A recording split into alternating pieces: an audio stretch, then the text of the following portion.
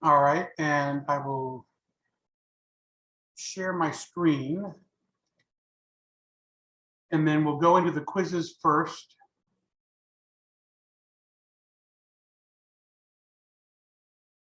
And find my browser window. Where are you?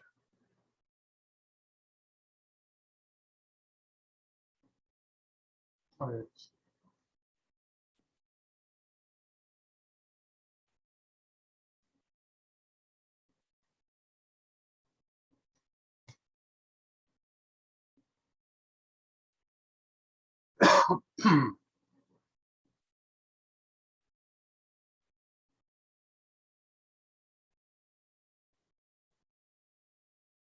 And starting with chapter 10, neural nets.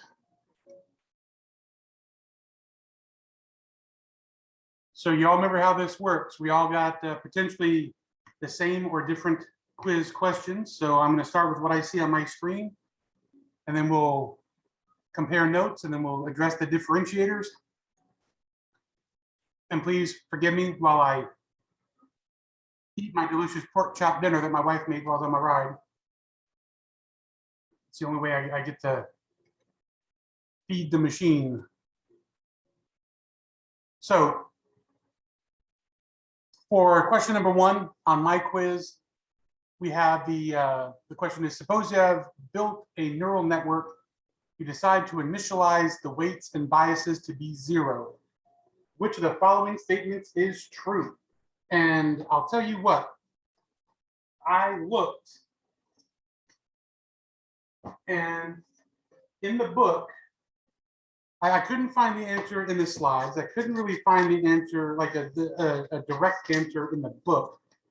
But in the book on page 275, it addresses initializing weights. So if anybody can help a brother out, if not, that's where I'm starting the search. Was it 275?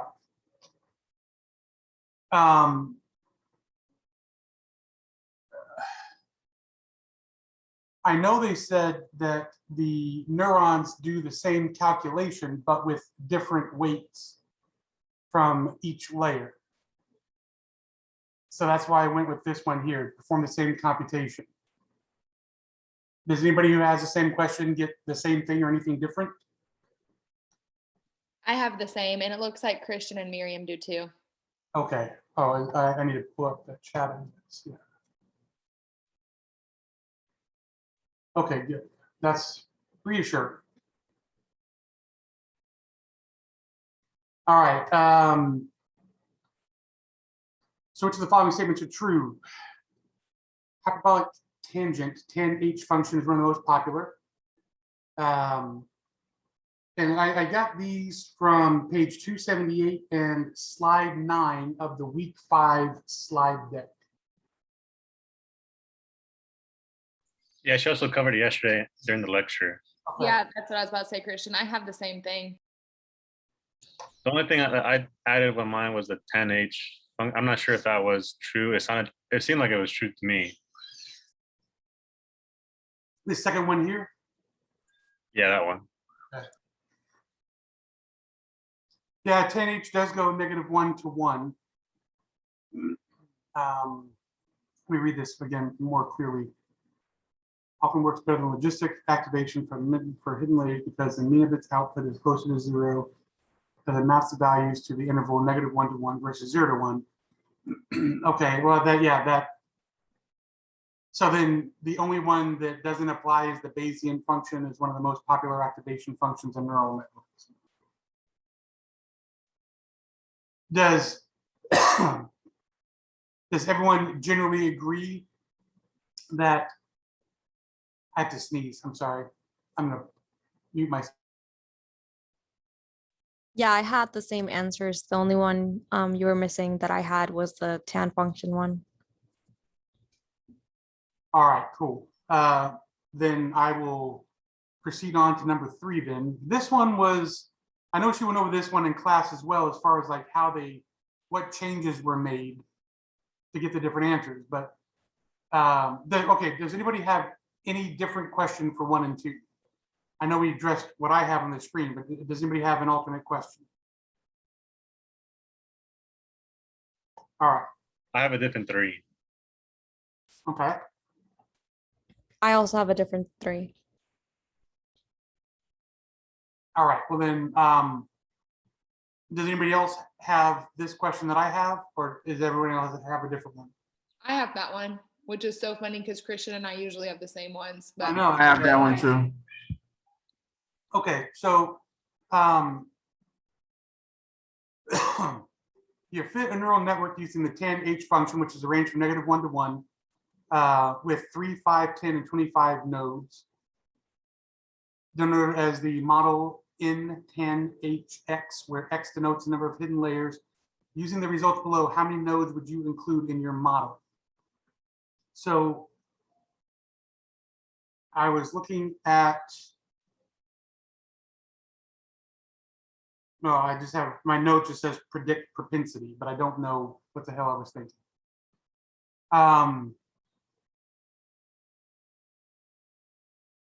Any ideas on how we're supposed to evaluate which which number, what gives us the indication? I mean, I'm looking at the validation. The highest R² value. That's what I was thinking. Okay, good. So that's where I was going. I was looking at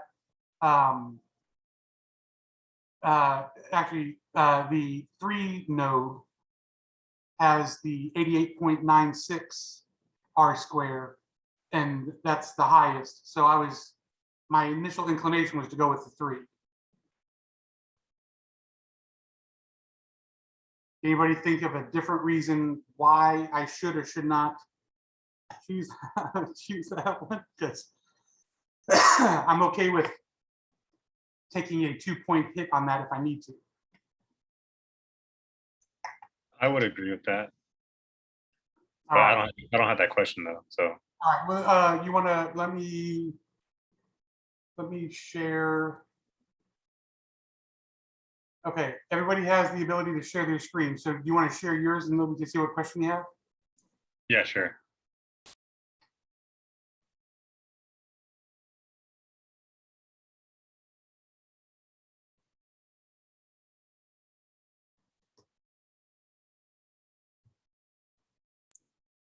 Can you see my screen now? Yeah. This is my question 3. Okay, you fit a neural network to identify customers who purchase a wireless service plan based on an online advertising campaign. Your model is overfitting your data based on the latter assessment from the variable importance results below. Complete the following sentences. The model has overfit the training data set as indicated by a large difference between the test set when compared to the training. So the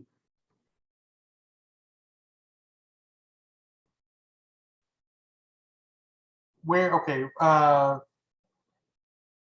pardon my dumbness here, but how do you tell the difference between training and test? I didn't understand that either. I was just basing it off the main effect and the total effect. So I assume Oh, okay, okay. I was assuming that the main effect is the training and the total effect is the validation. But That's a better assumption than I was able to make. So I'll go with that logic. I could be totally wrong. I don't know. I was just assuming that because I don't see that anywhere on here. There is a huge difference between those two. For sure. So let's see how the rest of it works out. To improve the performance of the model, the new model should be fit, excluding the variable. So each of these parts have different answers. Like these have 4 different answers or 4 different variables. This one has 4 different variables. This one has the last 4 different variables. Okay, well then, if balance is the number is the variable with the highest difference between test and training, then that would cause outliers. So if you remove that, then it brings the rest of your data down into a more standard scale. So I would agree with you on that one as well. Is that the logic that you were thinking? That getting rid of the balance? I was going with the ones that had the biggest difference between the main effect and the total effect. excluding the variables balance, qual miles, and bonus miles. Okay, so those three have three, but yeah, okay. I think it's good logic. I can't see any reason to argue with that. Does anybody else have this question that has the same or different answer? Or you didn't have an answer and now you do. It's okay if you did, if that's the case. I have this question, but I was thinking about it on a different approach, but now I just reread the question, so. So is your logic now kind of more in line with what Christian was thinking? Yeah, that makes much more sense, because I was thinking of it as in like the ones that would have the least total effect would be the ones that would just, yeah. But I totally wrong. Well, you could be right. I'm not saying I'm right. That was just my guess. You know, we're going to find out one way or the other once we submit this thing. So let's keep our fingers crossed for that one. But we can come back to it. And at the end, it didn't seem like I'd do it another round of deliberation.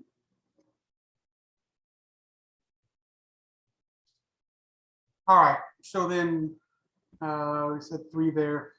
Number 4, a neural network can be composed of which of the following layers, and from page 272 and in the slides and the class yesterday, input layer, hidden layer, and output layer.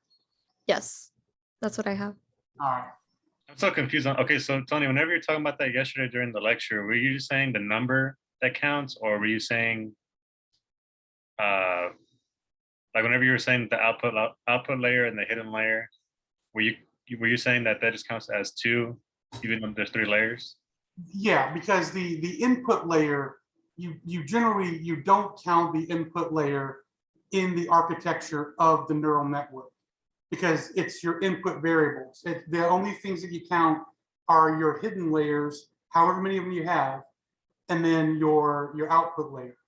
Now, when you start getting into some of those other models that she was showing yesterday, the deep learning models of like maybe 15 or 20 of them, then you got filter layers, you've got pooling layers, you've got activation layers. All that adds into the number of layers in the name. So a 3-layer to a 15-layer perceptron model, it's the number of layers minus the input layer. I know it seems like a weird thing to quibble over, but if it wound up on a quiz or a test, I didn't want to get me or anybody else dinged for not addressing it. I appreciate it. Thanks. Absolutely. Does anybody else have a different question for? No? All right. Number 5. Number 5 is alive. You are fitting a neural network to predict whether a customer will default on their loan with a 10H activation function with 3 hidden layers. Which of the following statements are true? And so far, the only one that I've got is the initialization weights should be a small random number, and that came from page 273. I had that one too, and then I was contemplating about if some of the predictor variables are highly right Yeah. skewed. Yeah, and That's the one I was thinking as well. Just because it says select all that apply, it also kind of, it's suspicious to me. Yeah, I know. The only thing is, whenever I think about highly right or highly skewed, I think of logistic functions because it squashifies it down and normalizes it. So I was a little bit apprehensive about that one. But you're right. I mean, do we have to do a No. log transformation if we're doing neural networks?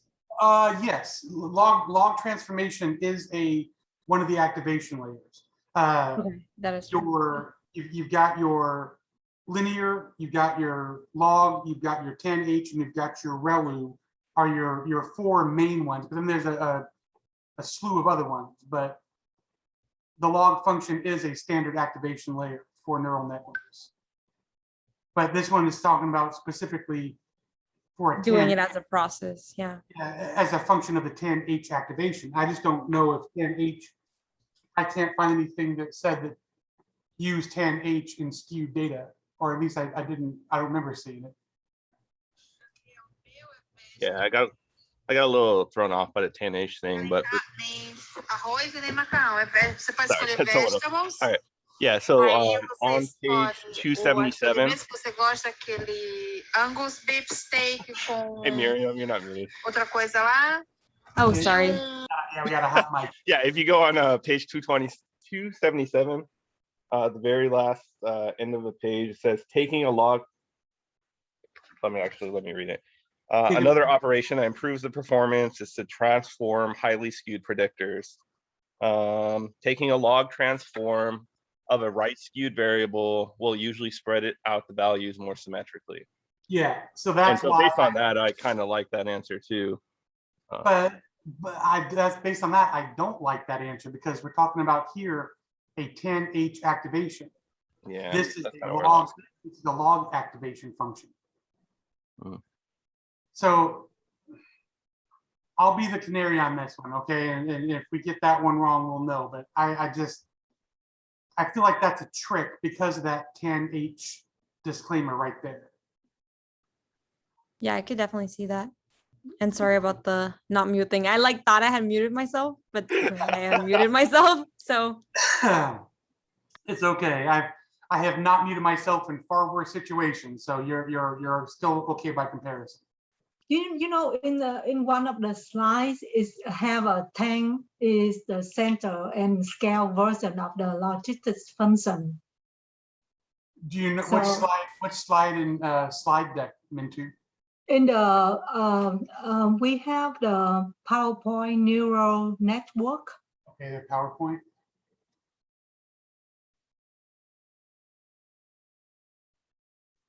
So this one here. I don't think that's one. No, the other Oh, one. Is it a, 6.1 neural oh, network. that's PDF. Okay, I got you. Yeah, PDF. Yeah.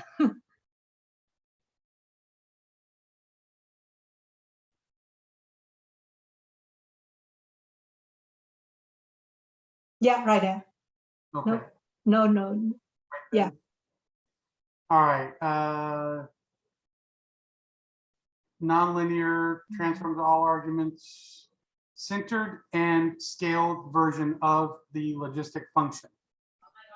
Centered and scaled. So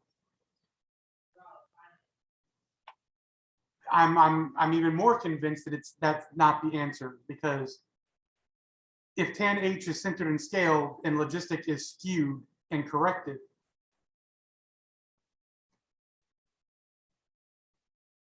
Okay. I could be Yeah. wrong, but I feel squirrely about that one. Well, I'll flag this and we'll come back. We'll argue about that later. Does anybody else have a different question number 5? No? All right. Number 6, and this is where my notes end, so I was going off of gut for this one. During forward propagation, in the forward function for a layer L, you need to know what is the activation function in a layer, sigmoid, 10H, ReLU, etc. During back propagation, the corresponding backward function also needs to know what the activation function is for the layer L, since the gradient depends on it. I said no. I couldn't find anything in the book that said anything about in a back propagation of error. I found it on page 278. And then in the slides, or the PDF, I guess. Trying to remember which PDF it was.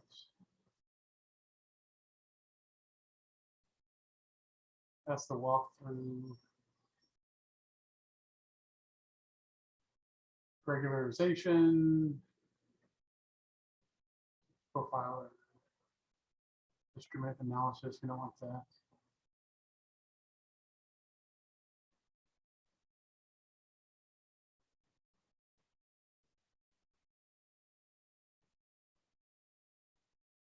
I can't find anything regarding back propagation,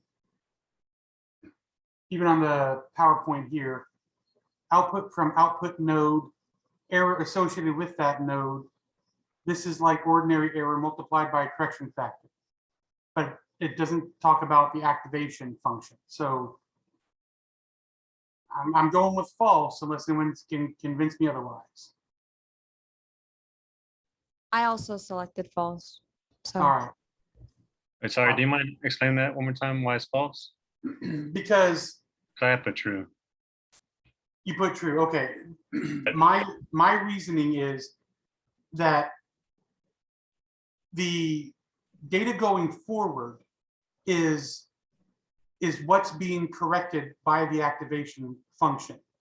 And in order to go from one node to the next node to the next node, it has to undergo that activation in order to adjust the weights and adjust the size and normalize the distribution of the data. But it does not need that activation for the back propagation, because all it's doing is taking those numbers, whether it's in that series or in that batch, and then feeding it back into the beginning of that queue so it can be reprocessed and readjusted. But you don't have to activate for the back propagation, you just have to activate for the forward propagation, the forward feed. Which means it does not need to know what that activation function is for back propagation. Okay, I think so you're saying just forward needs to know the activation, backward does not. Correct.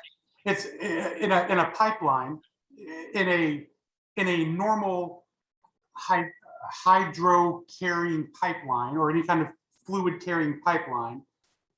They've got sensors that track the flow rate of fuel in a certain direction.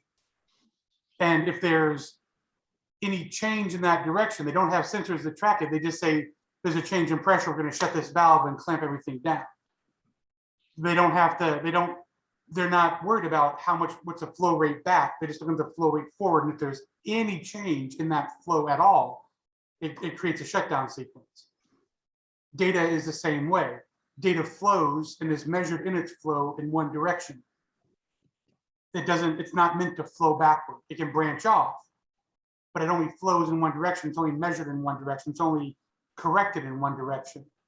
And if there's any deviation to that direction, then the pipeline shuts down. But Tony, this is Sajal here. But when you're coming back like backward, you need to know what process you followed during the forward. Otherwise, you will not able to go back. But you're not doing any processing going backward. I mean, the reason you have the activation layer is to take very large or very small numbers and normalize them, normalize the distribution so they can be more easily compared to and processed by the other layers. In back propagation, you're simply taking the result that you got from that neuron, from those neuron layers, and feeding it back into the queue so it can be reprocessed, recrunched, recalculated, rescaled, but you don't have to activate it backwards. You just have to activate it forward. That's my thinking. And Sajal, you may be right, but I haven't found anything in the literature, anything in the slides that suggests that there's an activation function taking place in back propagation. So. Hey guys. Sabrina. I wrote down notes and I just found them. I think I saw something on slide 3 about this. Do you know which file? I think it was the I think it's the first PowerPoint. I'm looking for it. PowerPoint to PDF? PDF. Okay. And then So- also too, there was something in the video, in the second video, and I wrote down the time stamp of it too. Let's see here. Let me make sure my question is the same. So during Ford, can you go back to your question? Sorry, Tony. Yeah. Let me make sure. I wish I wrote. Let me take a listen to the video. We can come back to it. Okay. So that's I think I heard something in the video that she said that answered this question. Okay. So just put a little, yeah, you have a star by it. So that's I good. got it flagged. Yeah. Thank you for checking that out, Samantha. All right. Then while Samantha's checking that, does anybody else have a different theory or a different question for number 6?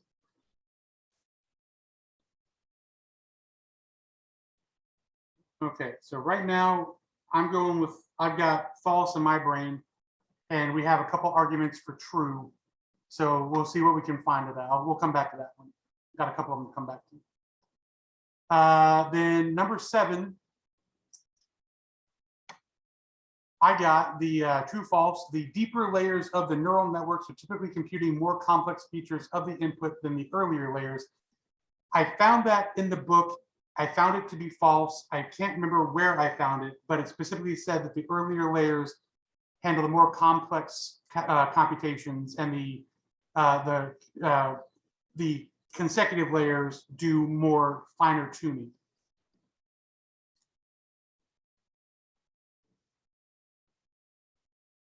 I just don't remember where I saw that. Wait, can you repeat exactly what you said again? Yes, I found it in the book or in the slides where it says that the more complex computations are done in the earlier layers, the layers closest to the input, and the layers closer to the output do finer computations. I agree with that. Cool.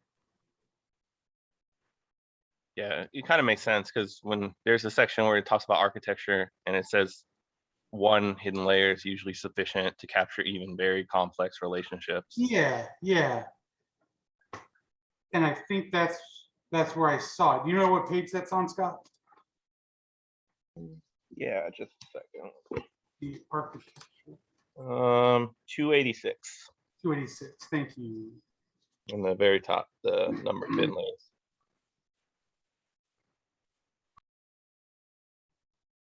Yeah.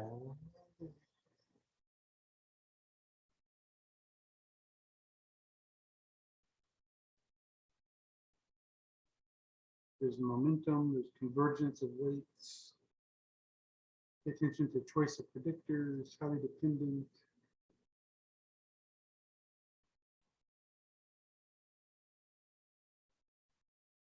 Okay, I'm not seeing it. Where am I? Where's my eye supposed to look? It was the very first thing. A single hidden layer is usually sufficient to capture even very complex relationships between the predictors. You said 286? 286, yeah. I should say a number of hidden layers is like the little subgrouping.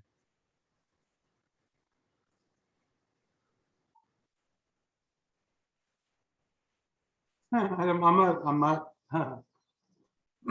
not seeing that. I got, in addition to the choice of architecture, the users should pay attention to the choice of predictors.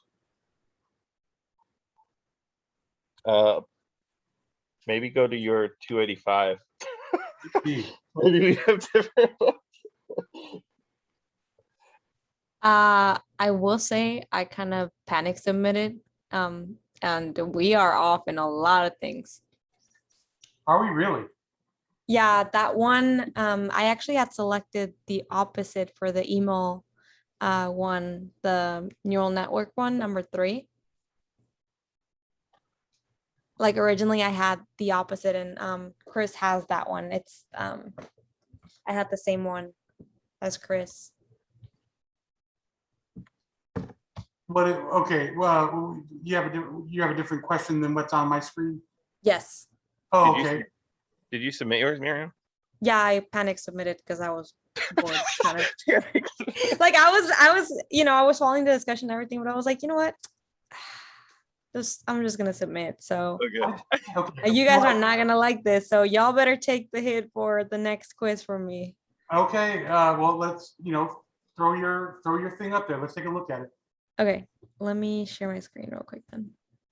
'Cause I am curious. Like George. Okay. Let me know if you can see it. Yep. Okay, cool. Alrighty. So Okay. that one we got right. Okay. This one, it says to refer to page 248 and slide 7. So I'm thinking I got partial on that one. So you might have been right about this one not being a part of it, but Yeah. Okay. 248, you said for that? yes, or slide 7. Okay.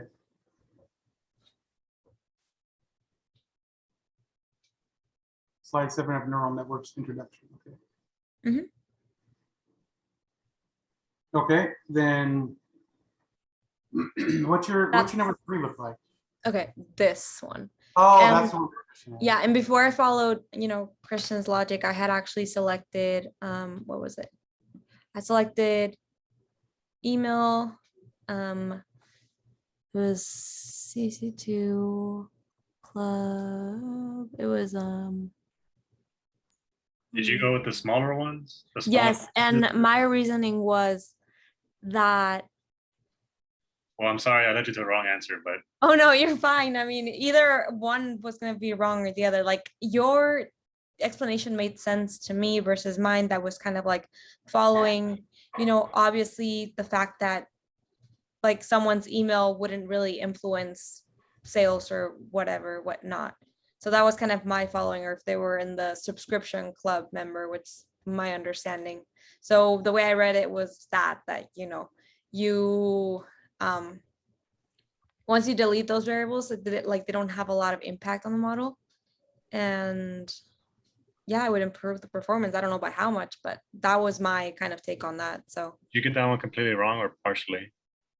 Aren't there those you go. email club member and other Yep, least? that's literally what I had. So Oh, but wow. I did have small over here, so I got that right at least, Okay. So small email club member and CC2 miles are the right answers for the large email club member and CC2 miles. large. Oh, large was right. Yes. Oh. That's the only one I got partial for. All right. Well, So I better get a 15 on the next quiz. That's all I'm yeah. saying. Well, we'll take care of you. Okay. Number 4, we're good. We have 3 Yeah, layers. that one's good. Okay. Number 5, same thing. We're good. Initializing weights and small random number. Yeah. Oh, so we do log drug transform. I don't think you had that's one selected, Tony. No. Some of the predictor variables are highly right skewed. I did not. Okay, yeah. So I do now. So thank you. Okay, and then number 6, shout out to Tony Woohoo! because it's actually true. Oh, it's actually true. Mm-hmm. Oh, Look at the narration of slide 3. I'm sorry, like Tony's usually like a super genius, but I don't know if he didn't like no. Tony is drink usually coffee today or something, but guessing. I'm trying to make sense of stuff. I am not a statistician. But I also didn't see anything for this. I tried, like I backsearched the PDF a couple times. Same thing with the slides. So, I didn't see any I mention. think for this number 6, it referenced slide number 3, which is, I think I might have quoted the wrong deck. It's the actual for chapter 11. It's the second one called it's listed there, but it's in the graph. It's talking about, it talks about some of these elements. It's not specific, but I was like, it has some of these contexts, so I'm gonna go with it. But it's if you need more context, it's in that graph. And then if you listen to that part in the lecture, you just start to just honestly context clues and trying to guess. So that's why I put true for that one. If anyone was curious for more background on that. Okay, that's great. And I'm sorry for all of those you that I argued with. I was wrong. You were right. Thank you. I needed to hear that. You're smart. Actually, no, you're dumb, I thought it was false too, so never mind. You have friends. No one likes me. I mean, is that good? It's okay. You can get us all ice cream cake whenever the class is done. I will get. We have a meetup, and I'll get you a Fudgy the Whale from. No, we need to start tallying our drink comments, Tony, and that way we can all meet up and we know how many drinks we're supposed to have. Yes. Every time, I don't know if you guys realize, but every time she says it's pretty straightforward, we have a drinking game. So we, pretend drink, but I think it's going to turn into real drinking. Yeah. All right. In Hawaii the day after this class ends, and it cannot come fast enough. I know. I'm gonna be in Vegas. I cannot wait either. So exciting. You know where I'm going to be when this class is end? I'm still going to be in class. I have. Yes. Hey, I have Same. another class too. Okay. All right. Good. I have 2 more classes for the next eight weeks after this, so I'll do my party at Christmas time. Is I will anyone get- taking, I don't even know the code, 3410, I think? What's the class? Let me go on the visual schedule builder because I do not know. You're not currently taking that class. It's one coming up. Yeah, it's like the next one for the next week, like the Oh. next 8 weeks. All right. Well, then let's see where we're on number. That was number 6 was wrong. Okay, so it's true. Number 7, the deeper layers. Do you have that? The deeper layers. Okay, so false is correct. Okay, good. At least I got that one right. And No, then totally incorrect. what's that? Number 7 is false is incorrect. What? Oh, I'm reading that wrong. Why am I Yep. not able to read? It says slide 6 of the neural network introduction presentation. Oh God, I am sucking this week. You're allowed. It's okay. Hey, you didn't talk earlier. You helped me earlier. Okay, so I did do some good. Just not on this particular review, but I did do some good for somebody somewhere. All right. For number apparently- 7, oh, I was gonna say for number 7, that's in the videos, and I marked that at a time of 4 minutes and 2 seconds. I didn't write an explanation for it. I'm sorry, but I just marked kind of where I found it in that intro video for that Okay. first deck, if anyone wants to get more context. I will say that I have not had any time to watch any of the videos this week, so I'm putting myself at a disadvantage. But there's just too many things to read and watch and go Yeah. through. Yes, I agree. Which That's is why why- these studies to have these groups. That's right. Yeah, everyone's done a little bit of something that we need. So, and thanks to Miriam's panic submission, we're getting some good feedback here before. All right. I actually do that all the time. I don't know why I'm like this. Well, don't do that. Or at least don't do it on the next. Don't do that. I don't know. Oh, and the class is 5410. It's what's the actual name? It's applications and deployment of advanced analytics. No one's taking that? No. Seriously? I will die alone there? I don't You even think are- I have to take it. I had to in order to get to my capstone. It was like one of the ones I was missing. Do you have a concentration? Yes. And you saw, I don't have that one. Huh. Interesting. I'll have to double check my degree plan. Yeah, we'll have to chat offline. What is number 8? What page? Where do we find that one? Slide 5. And page 259.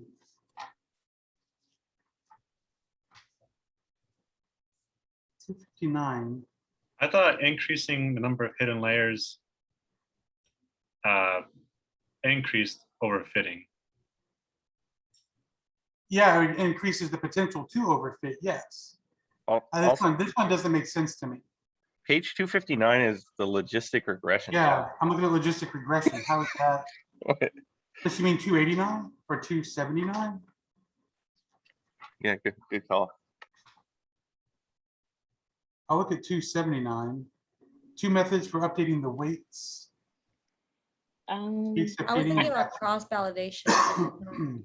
Yeah, I have that selected, and I remember hearing that. In the Yeah, I video. was thinking that too. I know that's one. I had apply a penalty parameter, but obviously that's not correct. So I'm not sure what I don't know, I guess, and we just said increasing the number of hidden layers could potentially increase overfitting. So maybe it's just one answer. Well, on page 283 in the avoid overfitting section, it says it's important to limit the number of training iterations, not to overtrain the data.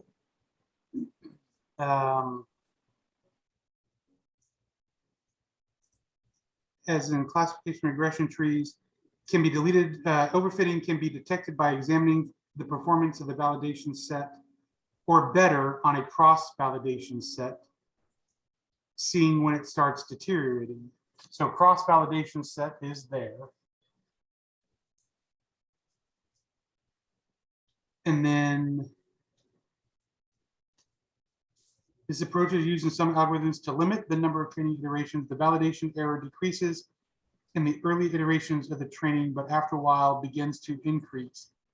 The point of minimum validation error is a good indicator of the best number of iterations, and the weights at that stage are likely to provide the best error rate in new data.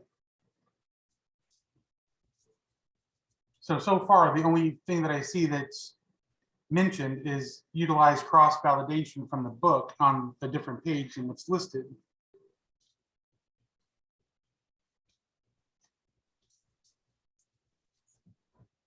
So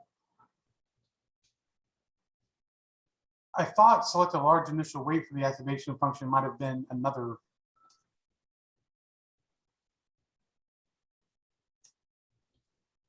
Select a large initial weight and then you pare it down over the iterations.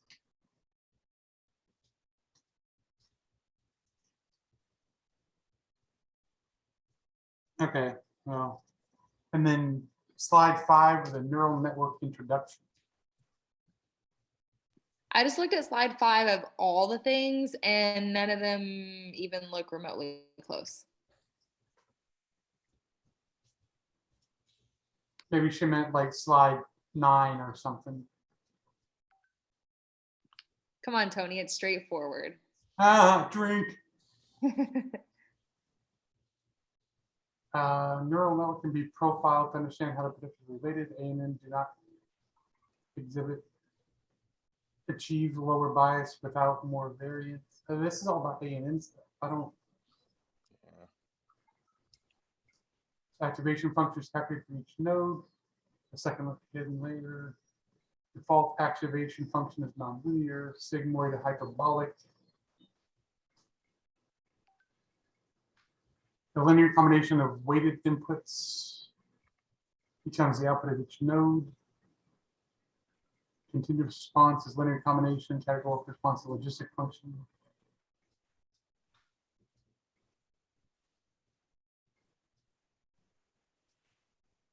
Informative missing, model evaluation. I'm not. Okay, this is probably gonna be one of those leap of faith things, but I feel like a logical choice is cross-validation, right? Because you're taking away data that the model can see to try and make it learn or validate it better, right? Yeah. I can be the canary and submit it with the 2 that are selected plus the cross validation. Hold on. Oh, hold so on. you think it's those two plus one plus the, Is that what we're thinking? I was thinking it's utilize cross validation and then I don't know about increasing the number of hidden layers. But these two are not it because I would have gotten partial credit if that's they were. true. That is true. And I don't like the number of hidden layers, adding the number of hidden layers, because that's going to increase the tendency to overfit. So Yeah, maybe, that's what I was thinking. cross validation is the only one that makes sense at this point. So you want me to submit with only cross validation? You, I submit with the only utilize cross validation is just partial correct. So that means that another option. Oh wow. We know it's at least cross validation. Yeah, but one more option. The only other one left is increase hidden layers. I I can't know. panic submit again, so you guys have to decide. You want me to yeah, somebody else will like intentionally panic submit. Do you want me to try increase hidden layers and utilize cross validation? I don't. I have a utilize cross validation that is partial correct. That means that I need another option. I don't know which one. But All right, so I panic submitted and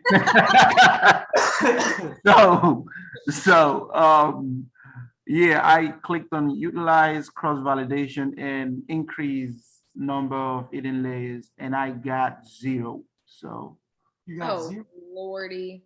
yeah, so Doesn't make any Okay, sense. it must be. it really doesn't. It really doesn't make any sense. So It must be utilized cross validation. and maybe just that one question, maybe just that utilize cross validation. Maybe you don't have to pick something else, I guess. Panic submit. I have a partial Panic credit submit. for that.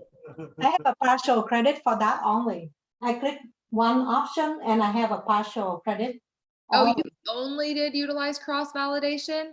Yes, I submit that one only, but I just have a partial credit. That means that I'm missing another one. Okay, so it's utilize cross validation and And some, I agree with Bailey. The penalty and cross validation is kind of where I'm leaning. the penalty perimeter. Yeah. But I got like no credit. I would have gotten partial if I. Yeah, but she submitted just the cross validation and got. Maybe she did it where you had to get both of them right to get full credit or no credit.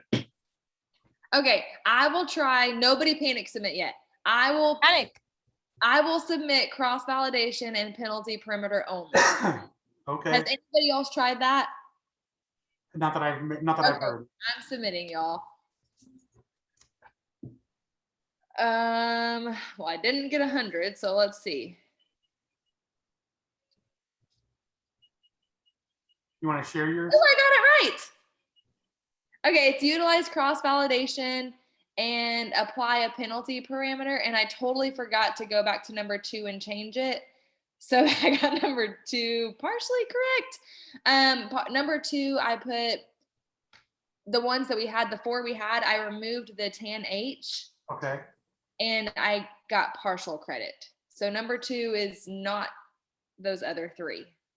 But number 6, 7, 8 is cross validation and penalty perimeter. Okay, then we're good on 6 and 7. What about what was it? Number 2 was the only other one that I got. Number wrong. 3. Did you have the same one I have for number 3? Yes, and the 3 node model. Yeah. 3 is correct. Yes. All right, The good. only one I got wrong was number 2. And So wait. for number 2, we have the 3 that were checked: the hyperbolic tangent, logistic function, and the linear function. And you said that you got partial credit on that. with those Yes. 3 numbers. Okay. I got the linear function, the hyperbolic tangent, and the logistic function were the 3 that I selected. And I got 0.67 points out of 2. I got exactly that too, because I did the same thing and I got 0.67. I mean, it's not bad. I got 13.67 points out of 15. Can't be mad. It is what it is. Yeah, no, I'm okay with that too. This I'm not quiz gonna. only took me 3,274 minutes. So Yeah. I'm submitting. I got 12.67 out of 15. what did you get wrong? Question 7, I had false. You've been set. Oh, It's true. Remember, you were like, "Oh, I got that one right," and I was like, "No." Well, when you say it like that, Megan, It's okay. yeah, whatever. We don't know what number 2 is then? No, Number 2, no, we still don't. I got 0.67 points for number 2, so same. no one has been able to crack that code yet. It just says refer to page 248, which is probably the wrong page, and slide 7, which is probably the wrong line. So it's worth a guess.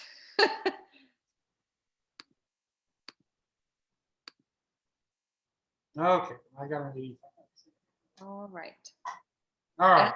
Take 1 hour for 11 to do 8 questions. We're Yeah, good. yeah, we're batting a million there. Let's go on to quiz 11 and try to salvage this discriminant analysis fiasco. Let me share my screen.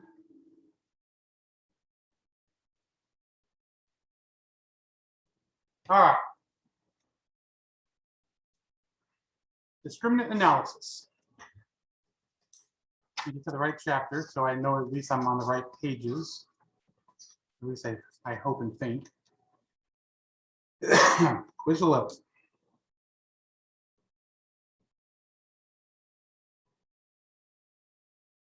Wait, sorry, Miriam, did you clicked 4 of them, right? Number 2, and you got that one partially wrong, right? For number 2, I don't remember. Let me go back.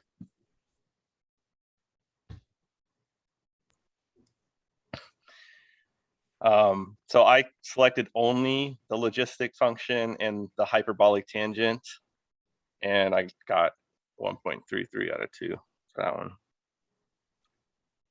Wow.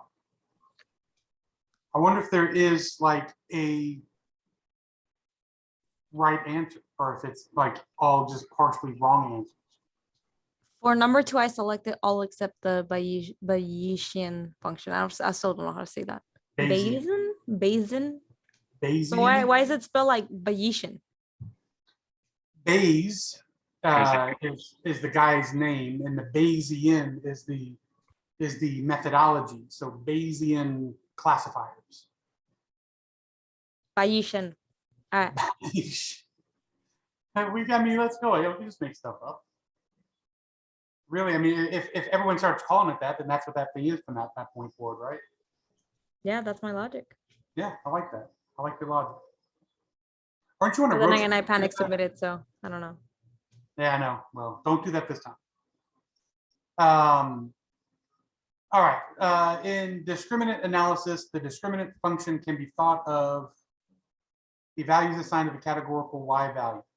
Did anybody get anything better than that?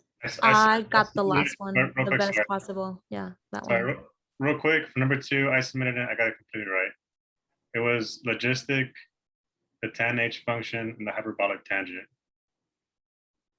So not linear and not Not Bayesian. linear. Huh. Okay. Well, good on you. Look You at found you. the winning combination. Must be That's awesome. nice. We got Yeah. there eventually. That means Christian's the canary for this one. Yeah, Christian. Tweet, buddy. Tweet. Okay. Although there are quite a few others in the class here that haven't canaried themselves, so I'm just saying, fair is fair. Yeah, someone has to sacrifice themselves. Yeah, And except it's not for, gonna be me this time. Hey, you panic submitted. That's different. That's not canary. No, I voluntarily sacrificed myself to get rain. I agree. You No. you took one for the team there, but that wasn't we didn't tell you to canary yourself. We Last time I appreciate it. checked, volunteers get more credit than this. I feel like I am being discriminated. No, we appreciate every sacrifice everybody makes for their grades. We do. All right, so Miriam says the best possible linear combination of X predictive variables that maximizes the squared distance of the overall centroid of the data. That sounds I had that as well. like a more complete answer. And that sounds like something that I remember reading in the book. I have that same answer. Okay, then I think we're gonna go with that answer. Number 2, I have a true or false. You were trying to predict how much a banking customer will be spending on banking services over the coming year using several continuous and categorical data features. Given the latter, categorical data features, a discriminant analysis model would be a good model for the prediction problem. And I think I just changed my answer because I think I had false earlier. Discriminant would be a good model for the use of the prediction because I don't thinking think, the same. what's that? I was thinking the same for false. Sorry for False, that. yeah, because it's not really good for predictions, it's good for classifications. Exactly. Yeah. Classifying them on either side of that line and making sure that they're on their homogeneous groups. Anybody else have a different theory, or we're gonna go with that? No, I agree. I had false as well. All right, cool. Does anybody have a different question? Or are we all still kind of lined up so far? All right. Number 3, true or false? Like multiple linear regression, discriminant analysis uses optimal linear combinations of predictor variables to predict and explain outcome variables. I said the same thing. You said true? Yep. Okay. Anybody else get anything different? All right. I didn't even answer number 4. I was trying to figure out how to approach this one. I have a true or false. You have fit a linear. Go ahead. I can try to explain what I was going through for this one. Go ahead. Yeah. I was looking at the validation for predicted or for positive, for true positive, it was 171, and then the hold on, let me get my thoughts straight real quick. Okay. There's less. Go ahead and read it and I'll come back to you. Okay. You have fit a linear discriminant analysis model. A summary of the results are below. Given the results, the misclassification is more likely for the yes versus the no.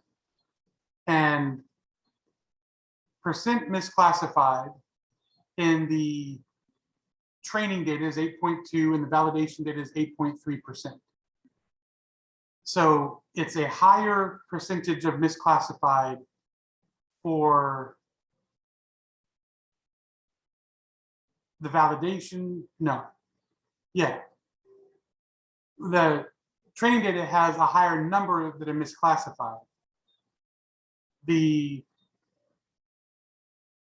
And the percentage, but the percentage is lower. Oh, because there's a higher count. Okay, I get that. So you still have a higher percentage, even though it's a lower count of the validation data. But the validation data shows for yeses and nos. Okay, I remember what I was going to say now. Okay. So for the true positive, it's 171. It's 171, and the false positive is 145. A difference of like 30, and then the true negative is 1663, and the false negative is 21, with a difference of like 1640. So that means that the true negative has a lower misclassification rate because of how many true negatives there are compared to true positives. It's okay. So then if there's a higher misclassification rate of the true negatives, then the misclassification is more likely for the no versus the yes. So would this be the misclassification is more likely for, I think that's true. There's a bigger misclassification rate for yes than no. Because the difference between the true positive and the false positive is a greater weight than between the true negative and the false negative. Like for the true negative has such a big number that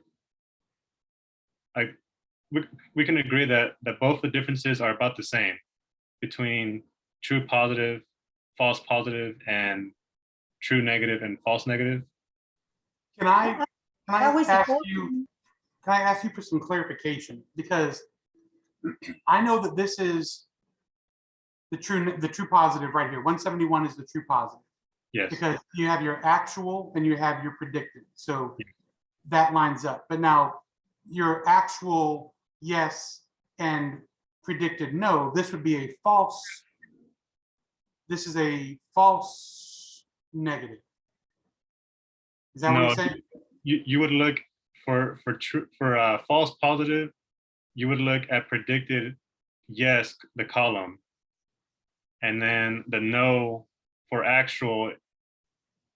The intersection between the actual no and the predicted yes is your false positive. Predicted no and actual yes. Hey, are we supposed to calculate the specification and specificity specificity? Okay, You can, but Yeah, the way that we- I'm we're supposed to calculate those numbers because the sensitivity is gonna tell you the percentage of the true positive, the yes, and the specificity will tell you the percentage of the no. So after we calculate those numbers, then we can tell that, Right. So the specificity meant to would be 171 divided by 171 plus 21, right? let me see. no 171 divided by wait. Actually, no, is that mean 145 plus 163? Let me calculate it. Tony, what do you think the false positive is? What number do you think it is?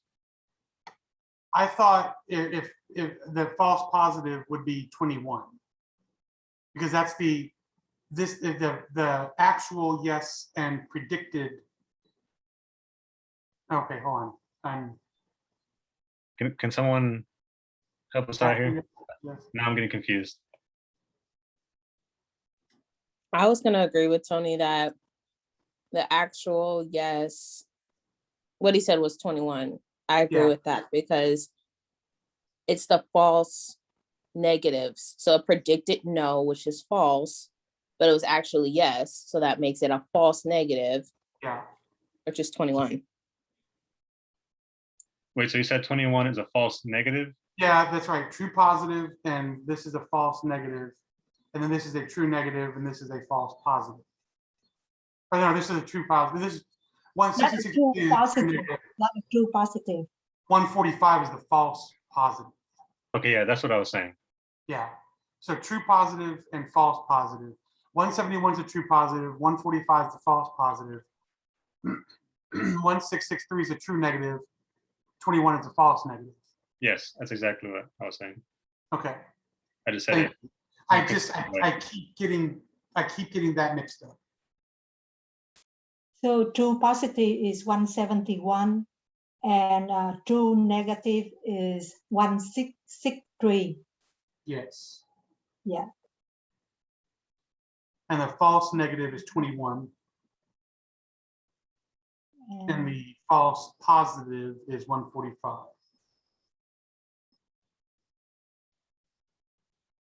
So the specificity, if I'm remembering correctly, was the true positive divided by the true positive plus the false negative. the specificity equal true negative divided by actually no, whatever no. The true negative. Let me bring up last week's lab because I know we got that on the lab. Week 4, lab 4. So.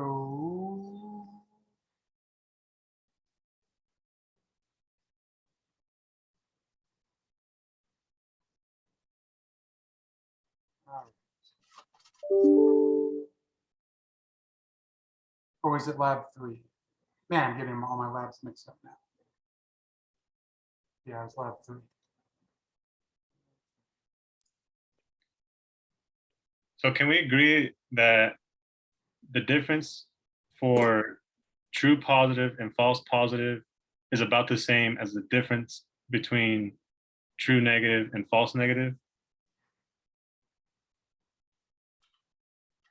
Well, I want to calculate that before I start throwing agreements out there. I mean, these are the formulas we came up for.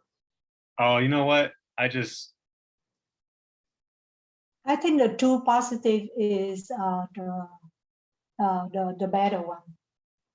The worst. So the true negative is that. True negative is 1663 divided by the sum of 1663 plus the false positive is 145. So, 1663 divided by the sum of 1663 plus 145. So I'm getting 91.98 on that one for the specificity. That's pretty dang high. The sensitivity is true positive divided by true positive plus false negative. So that is 171 divided by the sum of 171 plus 21.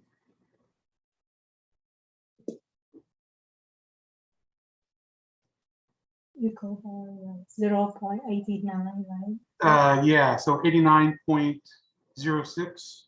So the other one is opposite, 1 minus 0.89. So the miscalculation is have to be the lowest one, right? Yeah, whichever. The lowest one is a true negative for the negative, for the no.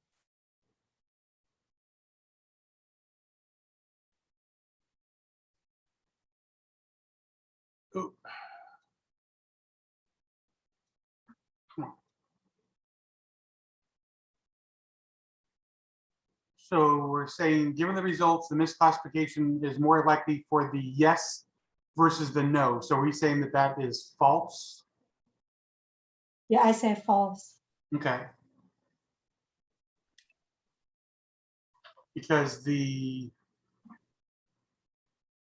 sensitivity is for the positive. The sensitivity is for the true positive. The specificity is for true negative. I'll be the canary. I'm going to say true. Okay.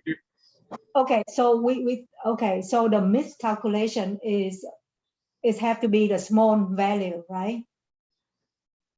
Well, this is saying that the confusion table is saying that there's a higher level of accuracy in the specificity than in the sensitivity. So that there's a higher level of accuracy in the true negative than there is in the true positive. But Christian's saying true, you're saying false. Okay, can he explain it? Why he choose true? Okay, so first of all, the question, just to make sure that we're all on the same page, the question is asking which one has a higher misclassification rate? Okay, yeah. Okay, so what is the question? Question is a misclassification is more likely for the yes or the no. Is that how? It depends on how we understand the question. We know for sure that the true negative is a higher number, right? Yes. Okay, so it's how do you understand the question? How do you guys understand the question? I'm understanding it as I'm understanding it as does yes or no, which one has the higher misclassification rate? That's the way I'm interpreting it. The confusion matrix tells you which is predicted more accurately. The confusion matrix isn't telling you what the misclassification rate is. It's telling you that the true negative is calculated with higher accuracy than the true positive. The Can you look at my chat real quick? Yes. Those two numbers are the ones that I think we're supposed to be comparing. And comparing, I think this is how you get the misclassification rate, is it not? 145 divided 171 plus 145. You calculate one thing, the other one is just one minus the other one. You know, if you calculate the true positive, which is the sensitivity, and then the true negative is just equal one minus the true positive.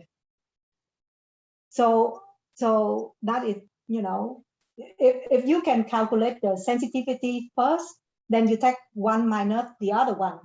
If you calculate the specificity, you take one minus the other one, then you have it. Now, 145 is the false positive.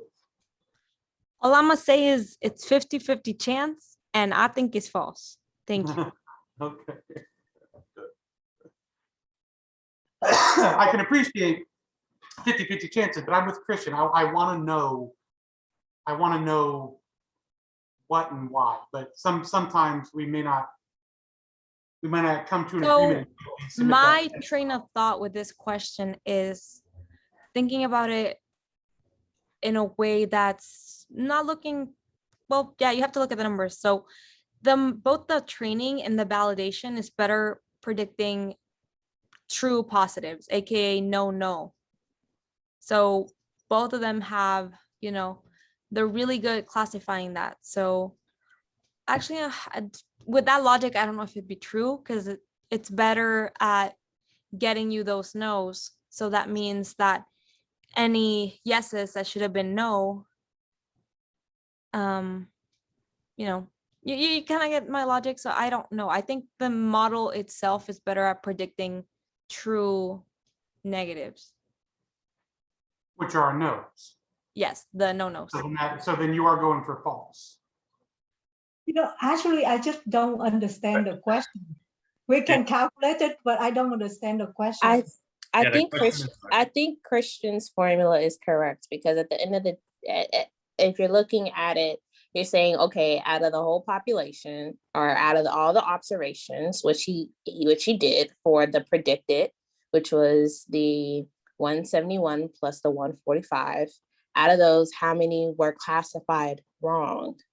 So there was a portion that was, and a portion that wasn't. So you add those two together to get your total population, and then you divide by that the ones that were wrong, you divide that by the total that's there. So I think his math is correct, because it's the same thing. All the nodes that were predicted, you add them together, but how many were classified as no? That was falsely classified, then you take that number to get that percentage. So Christian, I think your math is right. Okay. You know, the math is the positive is have a higher rate, but so it's just the question. So I just understand the question. I mean, the positive for the model is higher rate, right? The what, sorry? The positive, the sensitivity, the positive true, you have a higher rate, right?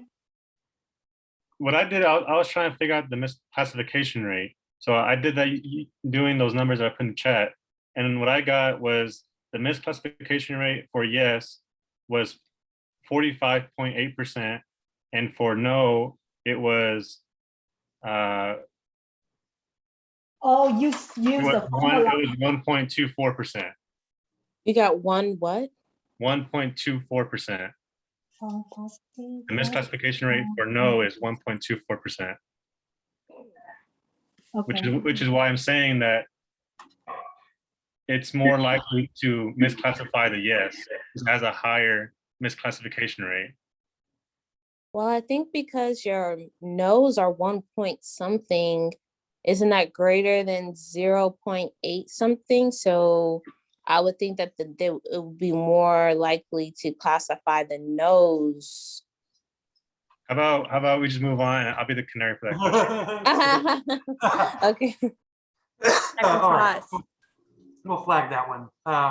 I appreciate all the different approaches, though. I mean, it really is good, and it's probably something that we'll have to get some clarification on from somebody at some point. But this is really cool how everyone has unique perspectives and approaches to this stuff. All right, so for my number 5, which of the following are true regarding discriminant analysis? Select all that apply. And I chose the first 3. Discriminant analysis classifies observations based on the distance of the observation from each of the class averages. Linear discriminant analysis can be thought of as a classification rule that separates 2-dimensional regions into 2 parts. And discriminant analysis can be used for predicting continuous and categorical variables. Anybody got anything different?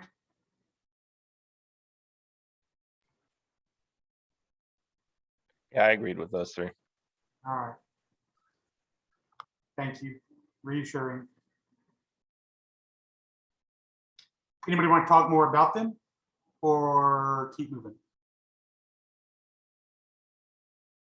And we'll keep moving. I think it's pretty straightforward for those. Okay, good. So are you saying that you agree with those 3 as well? Yeah, that's what I had. All right, cool. All right, so then number 6, where did I get that answer from? But Sarah wants to predict the likelihood people will purchase specific automobile, Mercedes GLS class SUV, Chevy Tahoe, and Ford Explorer, using their age and their annual income metric continuous variable. What type of analysis should Sarah use? And I don't know why, but the multiple analysis of variance, the MANOVA, kind of stuck in my brain. I think I put it down there kind of as an instinct, but I'm not necessarily married to it because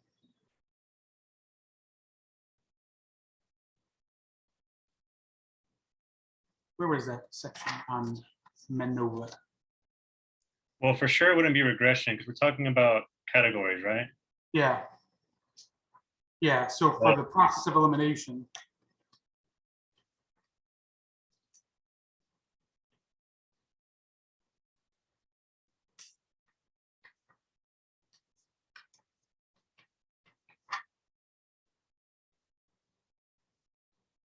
It's not in the book, it's in a slide.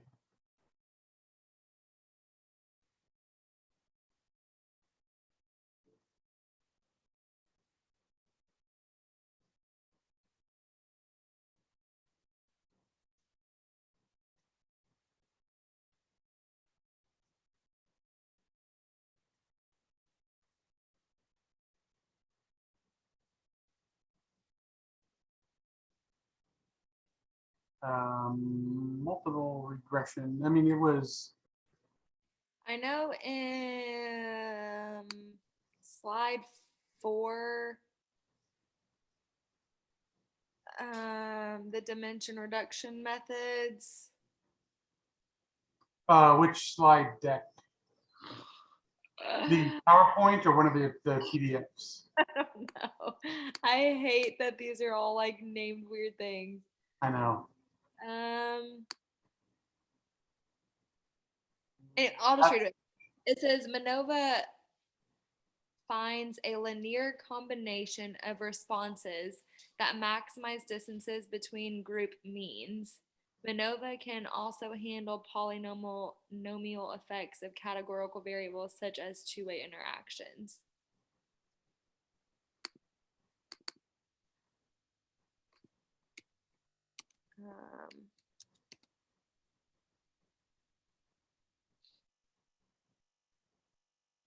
Can you read that again? Yes, I can copy it into Into the chat. yeah. I don't know if this is gonna help with this question or not. I was just trying to find what has where MANOVA is in these slides. With multiple responses, MANOVA can be used to test the hypothesis that different groups have different centroids. That we're talking about here, a predictive model using multiple variables. What type of analysis? So maybe MANOVA is not the answer. Discriminant functions are calculated to best separate the groups. Well, just a second, Tony, before you move on, I Googled and it says MANOVA is a technique to determine the effects of independent categorical variables on multiple continuous dependent variables. So it's sounds like the independent variable here. Yeah, if the specific automobiles are categorical variables, right? And that's what we're trying to determine. Yeah. And then age, annual income, those are continuous variables. Yeah. And you're trying to figure out how those variables impact the categorical variable, which is choosing a car. So that was my logic on it. Okay, well, now I'm convinced again. I feel like but I don't know. That's Google. That is like so left from what anyone else could have found. So what kind of variables did you say the independent was? The independent was categorical. The types of vehicles. But in this case, is it independent continuous? And the dependent is categorical? It would be. It would be. Yeah, so maybe MANOVA is not it. Yep. Yeah. That's backwards. Thank you. Yeah.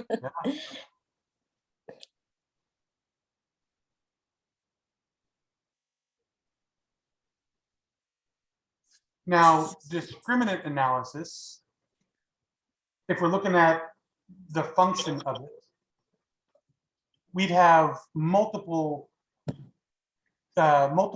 classes of vehicles that we'd have to separate out like this. And I don't know if that is, it's not a predictive model, it's a classification model. So from the process of elimination, can we eliminate discriminant analysis from this as well? Maybe it's multiple regression analysis. Not to add some more confusion. Sorry, I was pasting stuff in the IM and it didn't go to everybody. I just pasted from one of her slides, the M42 discriminant analysis slide deck.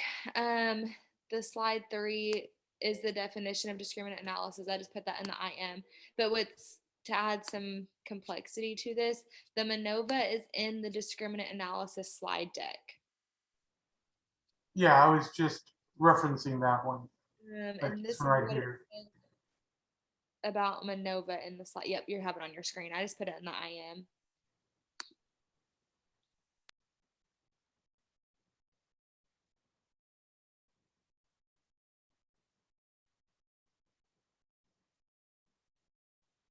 If these different groups are classes of cars, and they're going to have different centroids, different clusters around them, around each class, then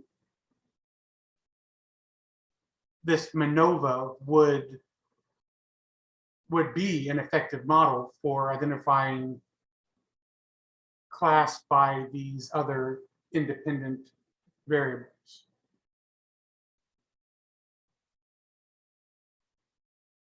So now I'm back to my original, going back with that MANOVA. This is a roller coaster of emotions, man. I can't handle this.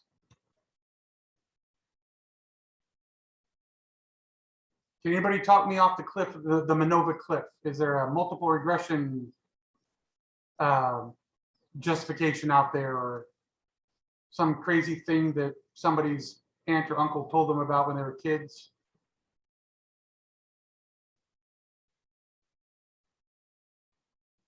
Nothing? All right.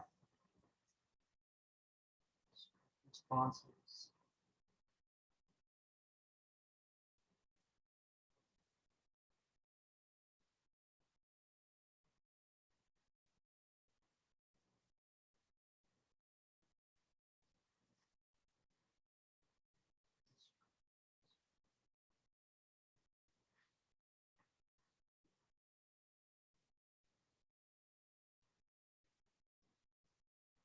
Classification, dimension reduction, data visualization, bankruptcy, facial recognition.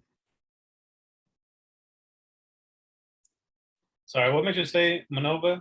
MANOVA is what I'm going with right now. No, but what makes you say that? Because in the slide deck for MANOVA, if I can find it. You passed it, I think.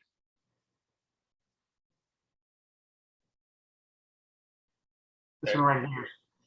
Looking at this model, if we're looking at, this is the iris data set, but it's got, you know, petal length, sepal width. We've got four different variables and 3 different species of flower. We've got 4 different independent variables and 4 different classes of vehicles. So this MANOVA model would translate well to the car buying prediction model. So it makes it's logical. I mean, I can see how it could apply functionally, but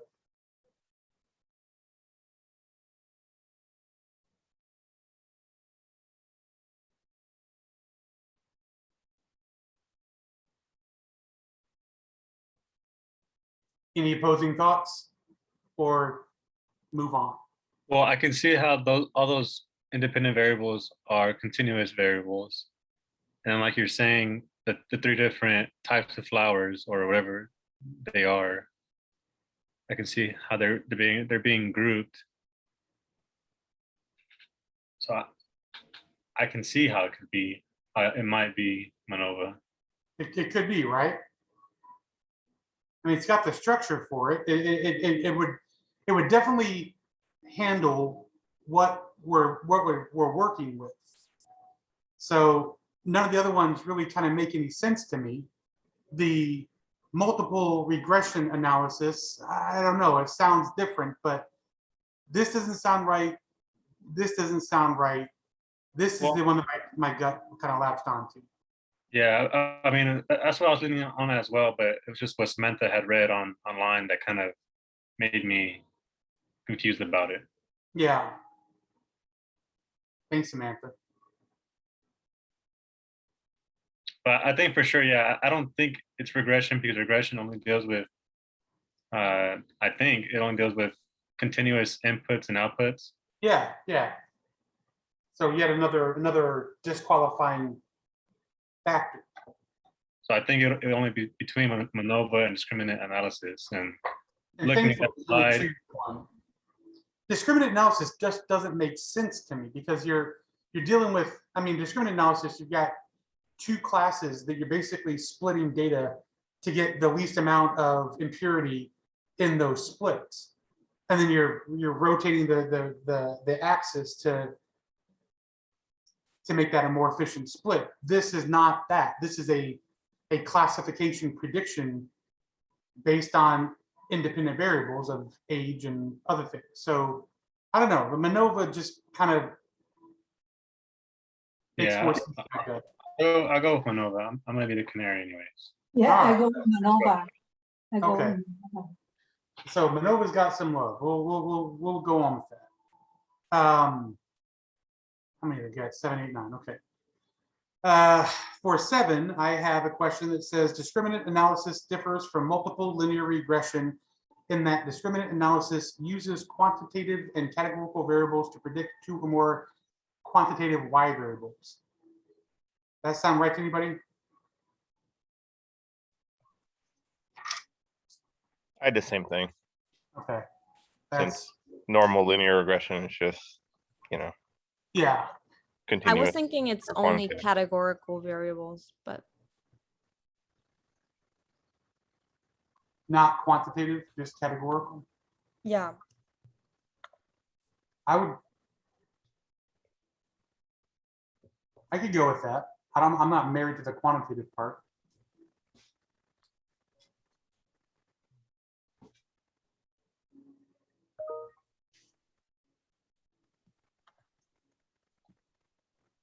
Mm. What do you guys think? Is there anything that you've seen that specifically says quantitative in nature? Because as Megan says that, I'm not remembering anything saying quantitative. I mean, I remember seeing categorical, but not necessarily quantitative. So she's introduced doubt into my brain once again.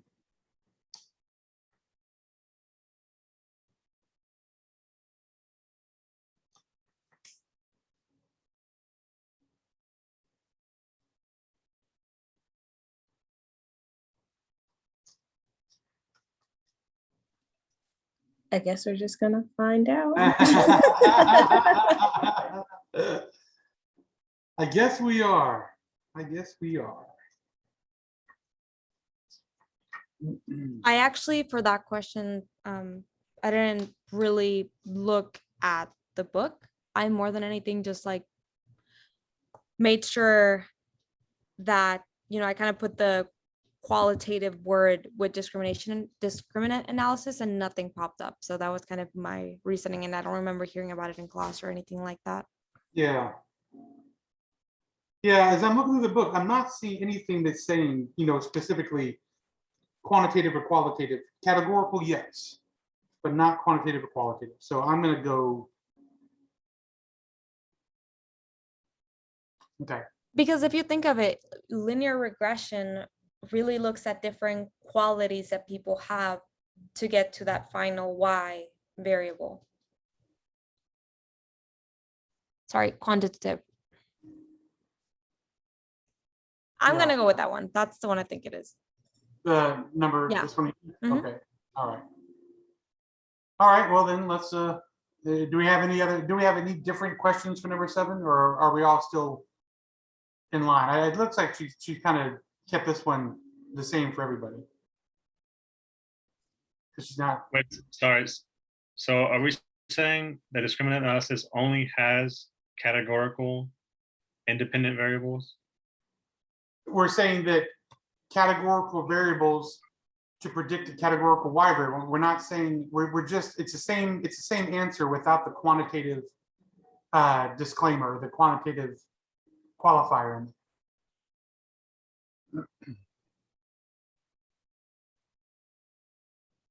Because I'm not seeing anything in the reading that says that it has to be quantitative in nature. What about uses continuous variables to predict a categorical variable? Can anyone say why that's not the answer?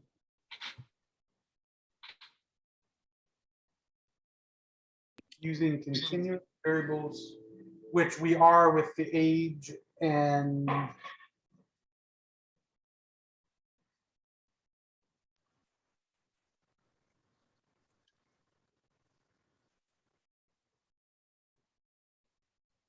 all right, that's a different question. I have to get off that question right there.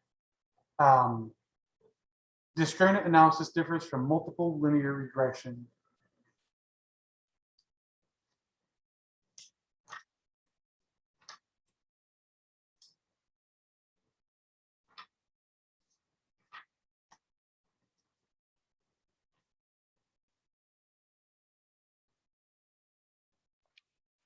We're just regression.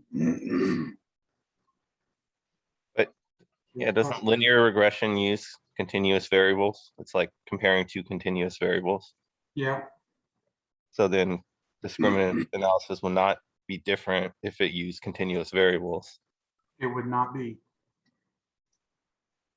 since that's what multiple linear regression does.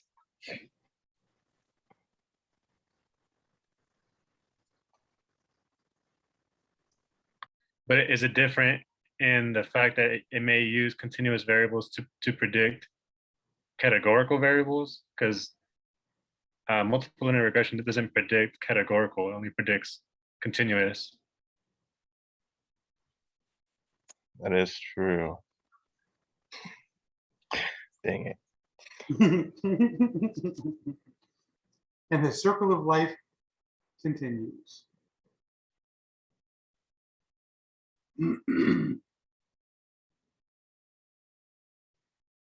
Let's see. Let's use the index. We're looking at discriminant analysis and multiple linear. Discriminant analysis.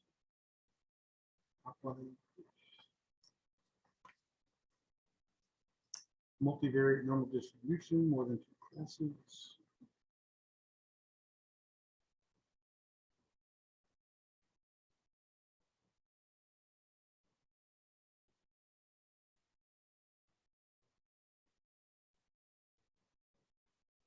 More than two classes. Correlation, classification, performance, 298. I've done this on Wikipedia, so take that with a grain of salt on how true this is. But it says discriminant analysis has continuous independent variables and a categorical dependent variable. It's the second paragraph. Whereas discriminant analysis has. Whereas discriminant analysis has continuous independent variables and a categorical dependent variable. Okay, all right. So I don't know if that's true. Wikipedia, you never know. So in that case, we would be saying that continuous variables. So this one right here. That's what I was questioning. Can anybody tell me how that's wrong? Right now, I mean, you're the only one that's provided any kind of real documentation, that supports the answer in the list. So I'm more inclined to go along with what you just said because of that.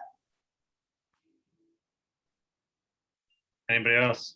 Anybody else? Any yays or nays out there? I'll go with that. All right. Thank you, Scott. I mean, the only other thing is on statistic solutions when I'm a Googler, like most of us, and it says that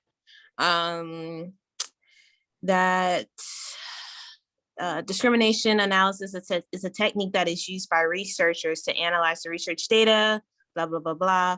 The dependent variable is categorical and the predictor independent variable is intervaled in nature. So that kind of aligns with that. Yeah, interval is something that's continuous. Yep. Well, I guess it doesn't matter. I'm the one that's submitting it first, right? Okay. All right, fair enough. Number 8. Which of the following questions can be answered using discriminant analysis? Okay, I think we've gone through that one a few times. In terms of demographic characteristics, how do customers who exhibit store loyalty differ from those who do not? How much variation in sales can be explained by advertising expenditures, prices, and level of distribution? What are the distinguishing characteristics of consumers who respond to direct mail solicitations? Which of the following questions can be answered using discriminant analysis?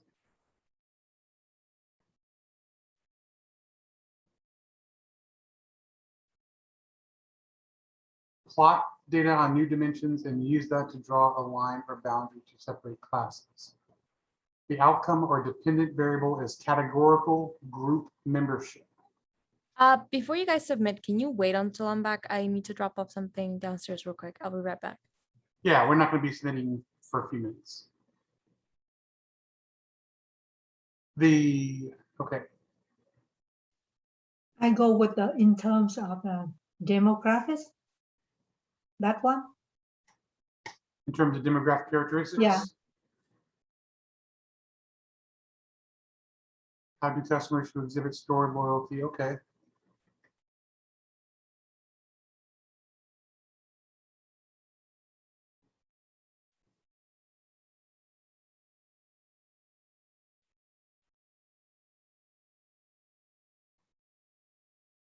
Now, I'm just, not to beat a dead horse here, but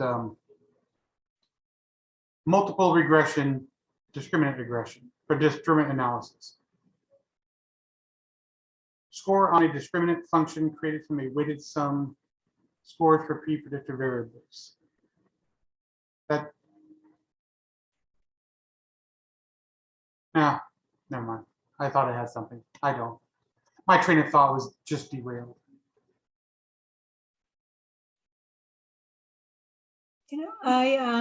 If you open the PowerPoint, chapter 12, discriminate, a small example. I don't know if I'm right.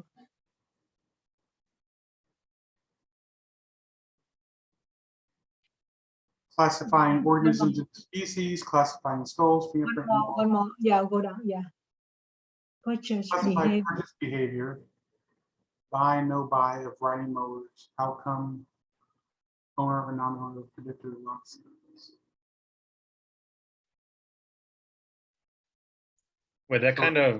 This is examples of discrimination? Of discriminant analysis, yes. Okay, so then that backs up our previous question then, because those are both continuous independent variables going And categorical. Categorical, yeah. The independent variable is a categorical, and the dependent variable is categorical, and the independent variables are continuous. Yes. Yeah. So yeah, I agree. That does reinforce that number 7. Okay, but does it answer anything in number 8? Distinguishing characteristics, variation in sales, and demographic characteristics. So I agree with that in terms of demographic characteristics. Do any of the other ones make sense to anybody else? Variation in sales. That seems like loan acceptance. These were just, the loan acceptance was based on distinguishing characteristics of age and income and stuff like that. So that could be a qualifier for as well. Wait, go back to that slide.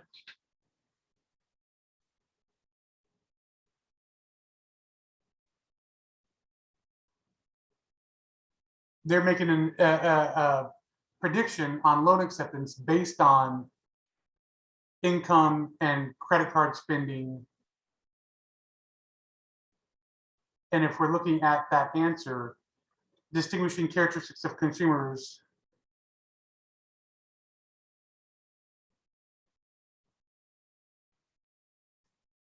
I think that's a contender.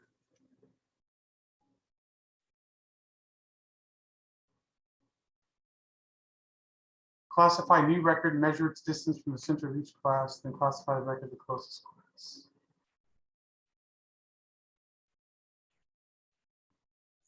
Variation in sales sounds like a continuous variable. That to me doesn't sound like categorical. That sounds like a number, right? You're trying to. Yeah. So that's why I was kind of. Variation in sales, yeah, that would be continuous. Not the variation in sales would be continuous. Explained by advertising expenditures and prices and levels of distribution. All that's continuous. Continuous, okay. So I agree that what are distinguishing characteristics would be categorical, dependent, categorical, variable. I just don't know about consumers who respond to direct mail. So I think that'd be a yes or no, right? So that'd be categorical, independent, and categorical dependent variables. Well, if in one of the examples somewhere, you know, we're talking about mailers, and I think it might have been in the lab, about responsive traits and who to send the mailers to. That's the Titanic stuff. That's still Titanic.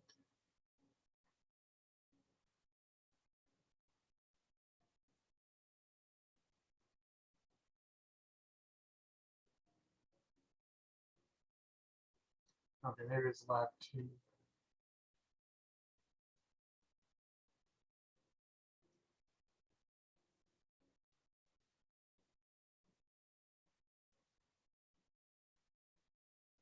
Does anybody else have any thoughts?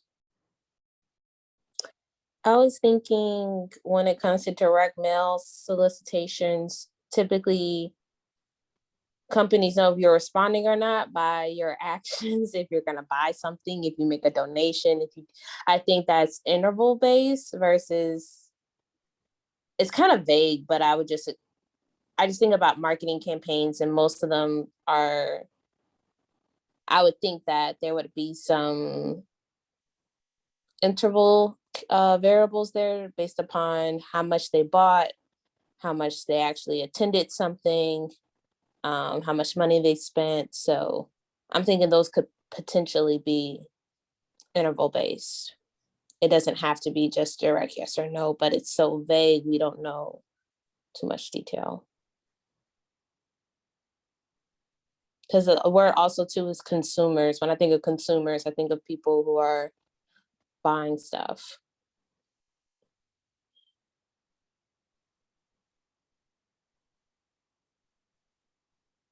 So that's just kind of like a logical point of view.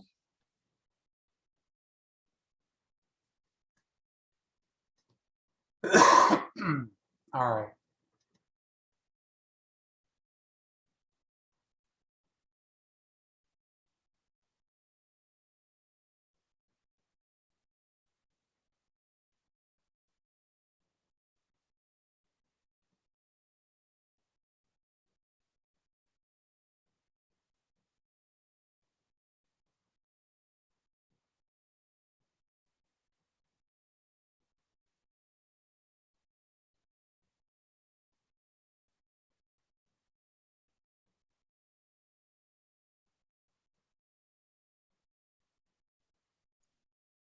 Anybody else? I will say I just noticed I have a different question for number 8. Oh, you do? Yes. What's your question? I can share my screen real quick. Okay, let me stop sharing mine.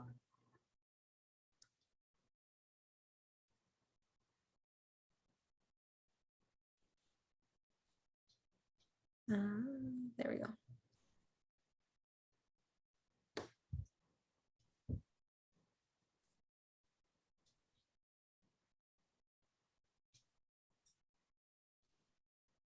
We have the same question. Same question.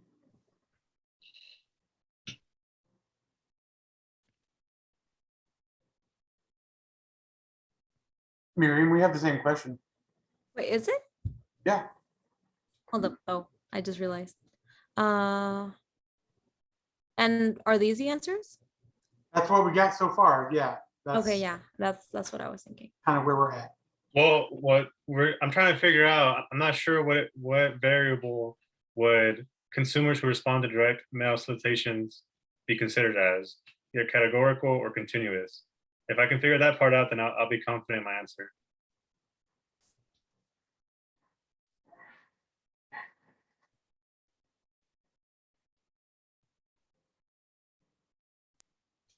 I would think categorical, but y'all are making me second guess.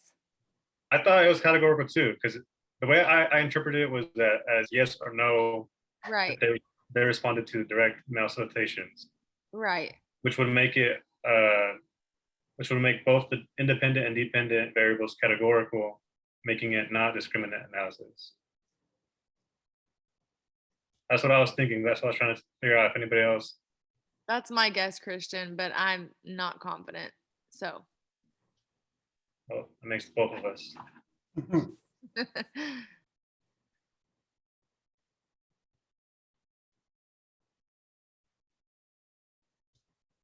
But if it was only one though, then I feel like there wouldn't be an option to check more than one. Or I would hope so, at least.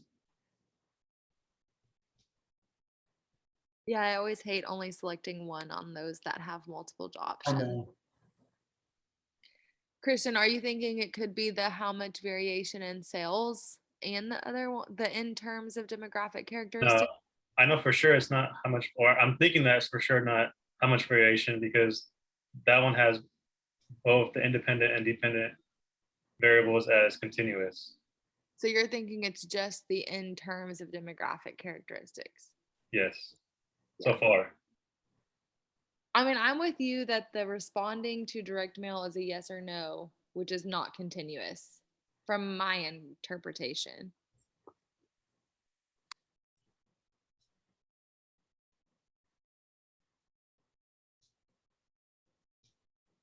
Okay, what about number 9? I'll submit like that with just that one then.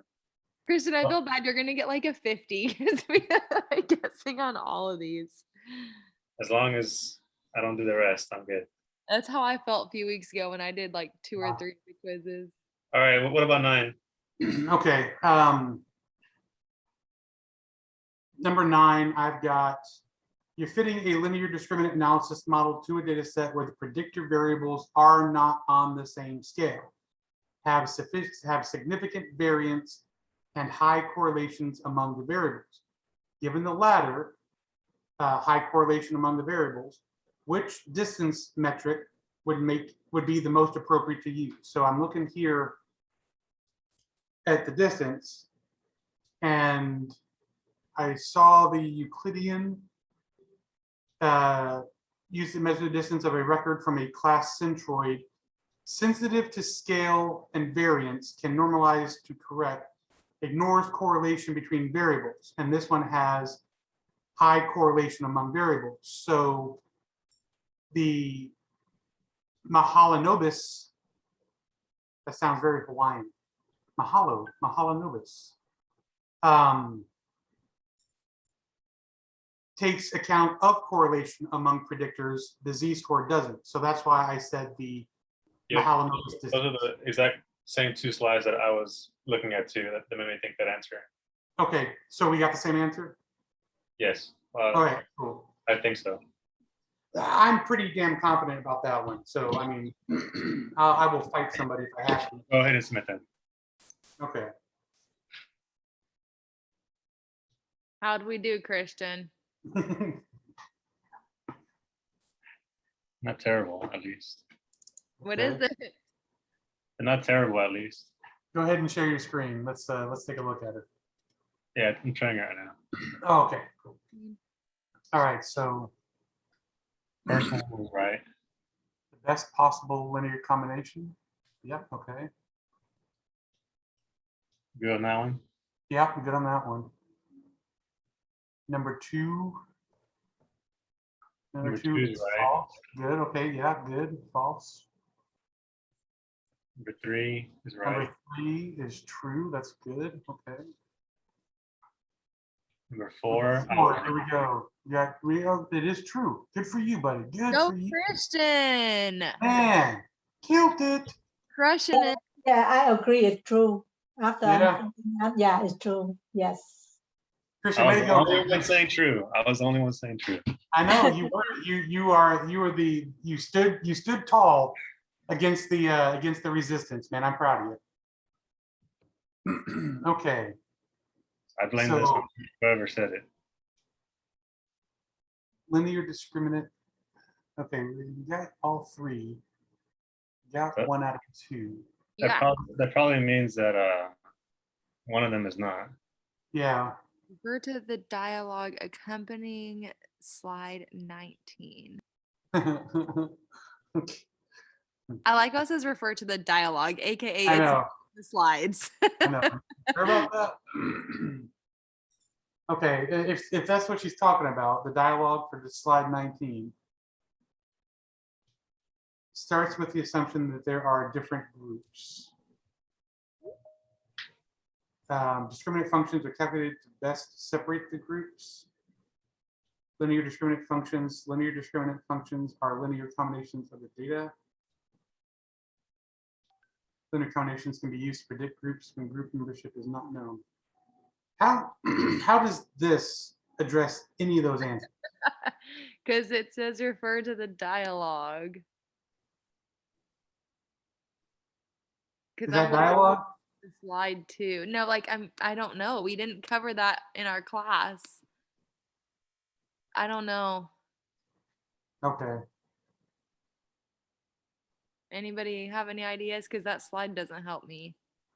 I think Bailey's point is correct. Based up, yeah, based upon our definition of in the later question. Because the answer says predicting continuous and categorical, but it's only predicting categorical. Oh, good call out, Bailey. Yeah. That is a sensitivity. So she based on the true positive. And when you calculate the true positive, you have a higher percentage than no. That's why that you have to go with the true. You know, but because the misclassification is telling that how accurate, like for your model. And since after you calculate the sensitivity, that for the true positive is higher rate. That's why that is a true. Yeah, I see that now. Yeah. So the way I did it was wrong, but I somehow got lucky. You still have the right answer. I mean, that counts for something in my book. All right, did y'all figure this one out? Yeah, I think Bailey's point was that that third question that talks about predicting continuous and categorical variables would be a good disqualifier because it's not predicting continuous variables, it's using continuous predictors to predict categorical outcomes. Yeah, I re-listened to slide 19, and that linear discriminant analysis as a classification rule was something that she specifically said on that previous question. Well, this one is wrong. So it's not MANOVA. Okay. Hmm. I was thinking for that one is discriminant analysis. Well, slide 19 is discriminant analysis. So. Yeah, that would make sense. Okay, well then let's, yeah. All right, number 7 is. Right. That's good. You just continues very, okay, so that one's. Whose call was that? Mine. Yeah, that was a good call, man. Christian's crushing it tonight. Yeah, it's for real. I mean, you're picking up on things that I'm not. All right, you got 1.5 out of 3, so you're missing 1. So that tells me that the 2 that we got. I like how slide 19 is like answering all of these questions. I know. Yeah, it probably is this one then. Yeah. Yeah. Direct mail. Yeah. How's it? And then the Malhome. Okay. So okay, I'm gonna go ahead. I'll submit right. the other ones we changed. Who's volunteering as the next canary? I am. Megan's tweeting right now. I missed 2 points. Well, I got 12 out of 14 points. Wait, Christian, can you, sorry to interrupt. Can you go back to your number 8 and your number 9 real quick? Okay, hold on. Number 4, I got wrong. So somewhere I'm wondering if the wording is off. Oh man. I put true. Read your question. Or throw it up there. Let's take a look. Sorry, Miriam. I didn't mean to like cut you off. Oh no, you're fine. I just blanked out for like a second. I literally blinked and you guys had moved away and I was like, wait. Sorry. Okay. No, all good. You have fit a linear discriminant analysis model. It says not more. not more likely. Yeah, not mid more likely. classification is not more likely. Okay, well, Mine- everybody check your question. If Uh, it says not more, it's false. If it says is more, then it's true. Dang it. Oh, that's sneaky.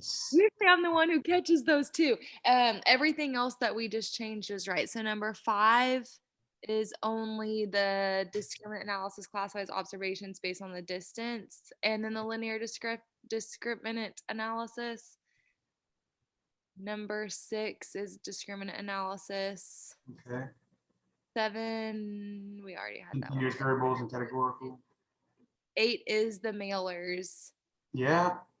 added, and then 9 is right. Are there any Mahalanobis. I wanted to Wait, see? what was 9 again? I'm sorry. It went- The Mahalanobis. Okay, okay. Yeah, that one we didn't change. Any others that y'all wanted to see? I think the rest we already corrected. Just be careful with your number 4. well, I'm sorry that happened to you. That's all good. At least somebody, hopefully else on the call, can correct theirs. It's fine. I'll take You saved I me. just submitted, and yeah, you're good, except for that number 8. I got it all wrong. You got number 8 wrong? Did you add the colors? Yeah, those are the 2 I put. How'd you get it wrong? Dude, I don't know. Let me share my screen. Is your question asked differently? I think it is. Let me. For number 8. What's Yeah, your I got it right by answering those 2. That's weird. how's your question worded, Miriam? I don't know if you can see my screen. It's which Oh, of the yeah, sure. following questions can be answered using discriminant analysis? Which Which of the following questions can be answered using discriminant analysis? I have the same one. Okay, in terms of demographic characteristics, how do customers who exhibit store loyalty? Oh, you selected different ones, Miriam.